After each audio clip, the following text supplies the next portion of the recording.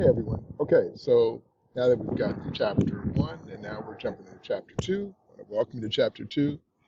And chapter two really is where we start to discuss the academic side of international relations and basically like how it has evolved, like what led to us deciding to study and approach international relations as a subject and to build it into various majors, either on its own or within various iterations of international relations. Like we have global studies at IBC. Then we have our major of international relations within political science. There's all kinds of other colleges that have it called different things from international affairs, global affairs. There's all kinds of various names for it. But basically, it covers the same sort of information. But this chapter really helps us sort of build sort of a foundation in terms of understanding the theoretical aspects and how it sort of came to evolve to what it is today. Like how did the international system that we live in the 21st century come to be? And I'm a big history fan, and one of the things about history is if you were to start today and could walk back through all the major pivot points or crises or certain major events in global history, from now going back to, let's say, the Middle Ages, we would be able to see, if we were analyzing those pivot points, we would be able to see how we got to be where we are today.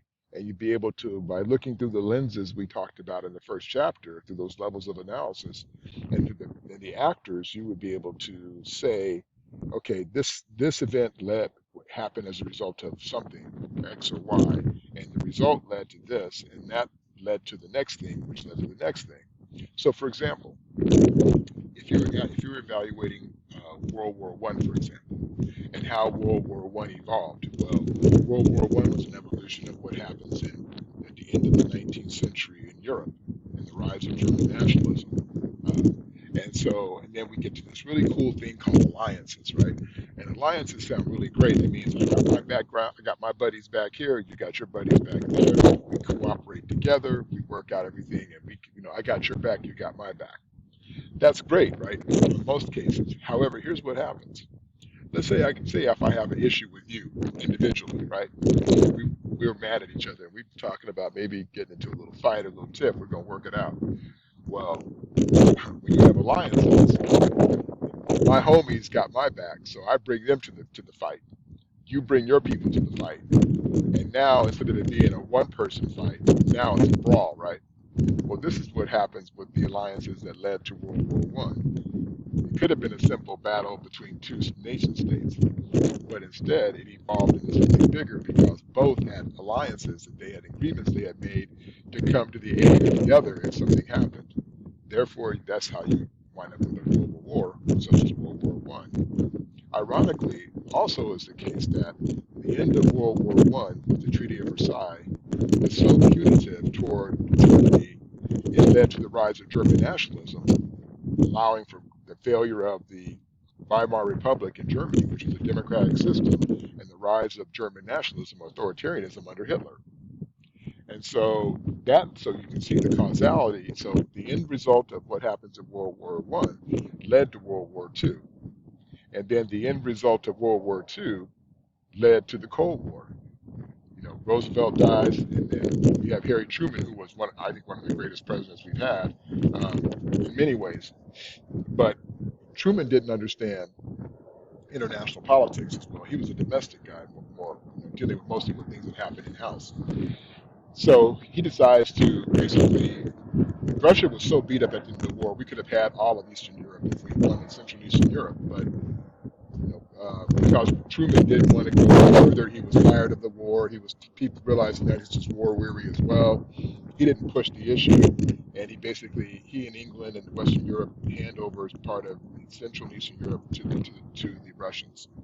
And so there we end up with this Iron Curtain, as they called it during the Cold War period, which lasted for from post 1945 all the way up to approximately 1990. So 45 years of proxy wars. When I say proxy wars, that's when you have the global powers like the United States versus Russia, and we use other countries like Korea, for example. The Korean War was basically a war of the United States and Russia, but we're using the North and South Koreans to basically fight the battles, even though we're involved indirectly with the battle. And the same is with Vietnam.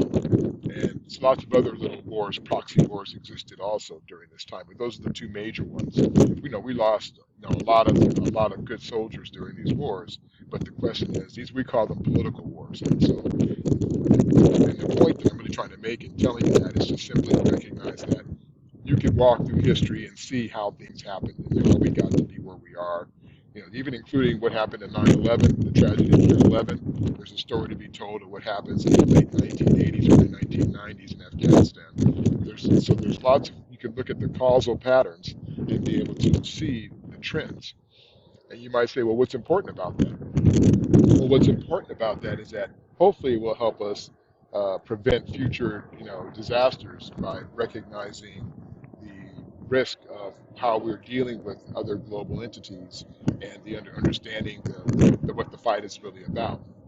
A lot of times in the modern context, you'll see that the economy drives diplomacy much more than violence and war, except for now we see what happened in Ukraine, which is really outside of the norm. Most democratic systems, or even semi-democratic systems, which Russia claimed to be, and certainly Ukraine is, rarely go to war with one another. So what's happening in Ukraine is certainly an outlier from what we have seen over the last few decades regarding democratic systems not fighting each other. So with this, it's important to understand that, understanding the historical context is really important. And so we'll talk about the Treaty of Westphalia in 1648. We'll go into that a little bit, and I'll talk about what was important about that in terms of going into where we are today. Then I'll also talk about some of the isms that we live with today that set up the framework for the academic discussions that we have in class, which, similar to the levels of analysis, really just discusses how we as human beings view the world. Are you a positive person or a negative person ideologically? How do you really see the world around you? And those are the two dominant theories. There'll see some other peripheral ones, which we'll talk about more later, but these are the two main ones that we live with today, and neo versions of them. So they have like realism, neorealism, liberalism, neoliberalism, which is simply is a modernized or updated version of the original ism. So with that, let's just talk a little bit about the Treaty of Westphalia in 1648, because this is one of those things that I found to be very interesting in the context of, because it really sets up the framework of how we got to be where we are today. And understanding that is really important because it really sets up the foundation for the concept of states as we understand them today. And it really was, it was based on what happened 30 years prior to 1648, which they ended this great war, probably the most damaging and horrific war in Europe during this time frame, called the 30-Year War. And it was really a war within the Holy Roman Empire, which ironically wasn't really holy, wasn't really Roman in its context, but it had to do with basically the area that they called the Holy Roman Empire, which encompassed most of Europe, and it really was a war of religion. It came down to obviously the Protestant religion versus Catholicism. It's ironic that people will take God's word and go to battle and kill people for it, which is antithetical to what God really wanted, right? If we look at it from sort of an odd thing. But in this, in the really two treaties, not really one treaty, obviously, the first treaty really was about setting up the framework for allowing the royal families of Europe who controlled various regions to be able to decide what religions they were going to be. And then the second treaty dealt with religious freedom. And so there were two treaties that were part of the equation that we call the Treaty of Westphalia. But what was also important about the Treaty of Westphalia was that it was the first time they decided to set up and define nation states in the context of define boundaries. And within those boundaries, you could practice whatever religion you wanted, and you were freedom to do so, free of encumberment of the Roman Empire. And so from this is where we see the beginning of the modern nation states of Europe that evolve out of this Treaty of Westphalia. Now, moving forward, I want to discuss the context of a couple of things that play into this. So, for example, when we talk, I mentioned earlier about the ideas of realism and liberalism and how we see them and how we as individually and also as a nation see the world around us. And this is really important to understand because what it does is it helps us understand how not only we see the world, but how other countries see the world as well. So it really is very basic and very simple. I'm going to take the keep it simple, stupid approach right now. And the keep it simple, stupid approach is really saying that. So if you're a realist, right? A realist simply basically means that you're kind of pessimistic about the world. It's like you kind of see the world, well, like it is what it is, right? Um, it doesn't mean that you're so negative and pessimistic that you may not, like, for example, you may want world peace. It's just that you may also say, yeah, I want world peace, but it ain't going to happen, right? Or not in my lifetime. But so that would be a pessimist, and that would be sort of a realist observation. The optimist or the liberalist is more, or lives also as more of an optimist, in their view. So kind of a glass half full versus the glass half empty person. So the liberalist takes a very positive view about individuals and other countries and their want to do good and trying to find peace and make global peace happen. And it's kind of a future looking thing. So it's like you say, yeah, I like to see global peace, and it is possible. And so they're looking to the future and hanging their hat on that and working toward those goals in a very sort of positive or positivist view. Uh, and that's really the premise of both. So one takes a sort of a negative view of things, and the other one takes more of a positive view. And I would argue that there are problems and positives with both. And if we were in class together, it'd be a great conversation to have about the positives of being able to look through an optimistic lens.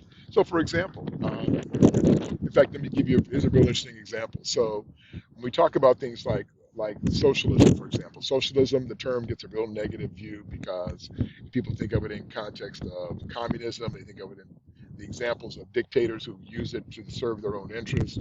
And so the image, if you ask your parents or grandparents, they hear the word socialism, it's a very negative view. However, if the root of the word socialism comes from the book of Deuteronomy from the Bible, and really was about people helping one another, as in social causes, right? In fact, our country is built on socialism. We have social safety nets put in place, whether it be Social Security or or healthcare. We thrive. What makes our country thrive is socialism. So recognizing that is important because people will hate some things that actually benefit them, not realizing that it's actually a component of socialism. But there were three famous socialists who were the original thinkers of socialism back in the late 18th, early 19th century. And it was Robert Owen, Henri Saint-Simon, and I can't think of the other one right now. He'll come to me and I'll relay it to you. But anyhow, so these guys basically, their premise was that they were called the utopian socialists.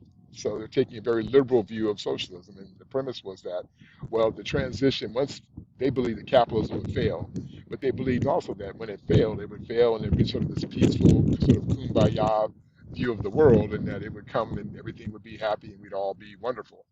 Uh, but it failed. And the reason that it fails is for one particular reason, and that's because of human nature. Because human nature is competitive and human beings are not generally kind to one another. So the failure of socialism and under the utopian view was that it took such a positive view that it was almost naive in its view of the world of what we as human beings have a capacity to do. And so that's an example of like the utopian view.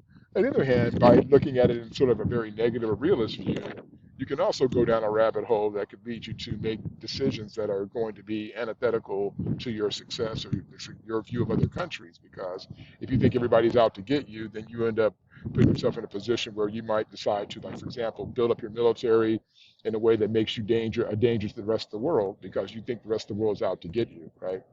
Uh, so there's lots of different ways to look at that and be able to evaluate that. But certainly this chapter sets up that framework, builds the historical context in for you so you can now be able to sort of understand and walk your way through certainly from the Treaty of Westphalia 1648 up until now and be able to look at and understand how we got to be where we are.